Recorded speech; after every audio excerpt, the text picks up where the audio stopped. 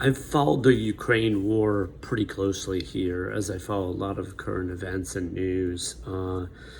It's been, pretty awful stuff. I mean, just war in general is horrible. Like, so many innocent people get killed. There's a lot of commentary about the first catastrophe of war is the truth or whatever. And it's pretty clear that, in some respects, we provoked, some of this in the sense that, we expanded NATO and Putin warned us not to do that and so on.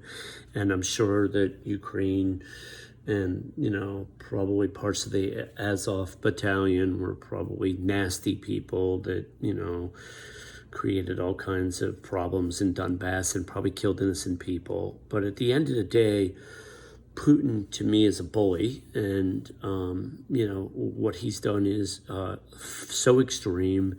And cities like Mariupol that had 400,000 or 500,000 people are now completely devastated, destroyed. Tens of thousands of civilians have died.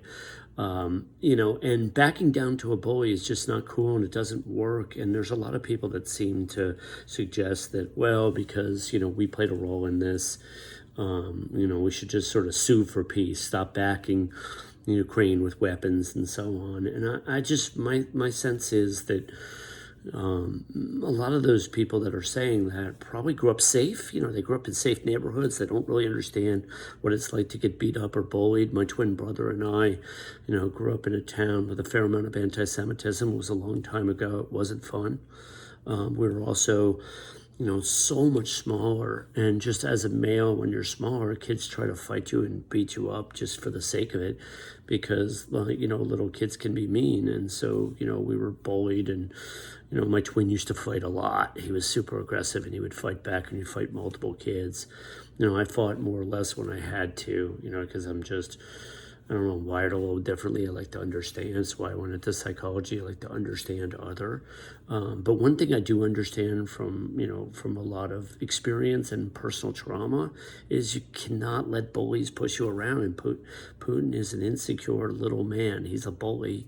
It's pretty clear. You look at, his past, his history, him playing hockey, against professionals and they letting them score goals. I mean, like stuff like that, it's just, and the way he dresses down, the people that work for him and scares the shit out of them and intimidates people and assassinates people and so on. And again, America, as many people have alluded to, is far from innocent, and we've done things that are atrocious. And, I was very much against the Iraq War 20 years ago, whenever it was. I just thought it was wrong.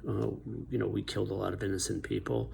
In some respects, we probably still are, or, we've interfered with foreign governments and so on and created all kinds of catastrophes around the world.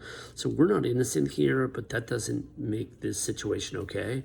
And it doesn't make it, that we should, allow Putin now to just take over a country. That is a sovereign nation that has the right to their own self-determination. They're asking for serious weapons. We have to give them serious weapons from my perspective, because again, if you back down to a bully, it just doesn't stop. And now Finland and, Sweden are thinking about joining NATO. And of course, they don't feel safe. You can't, they're right on the border there. Of course they don't feel safe. And if you can't relate to the fact that they don't feel safe and you think that they're just, provoking or creating an emotional overreaction here, then from my perspective, you probably grew up safe and you don't understand what it's like to get the shit kicked out of you or to get beat up or to get slaughtered in this lifetime. And those of us that have been through a lot know what it's like, and we have learned never to back down. Hey, I'm Dr. Pratt.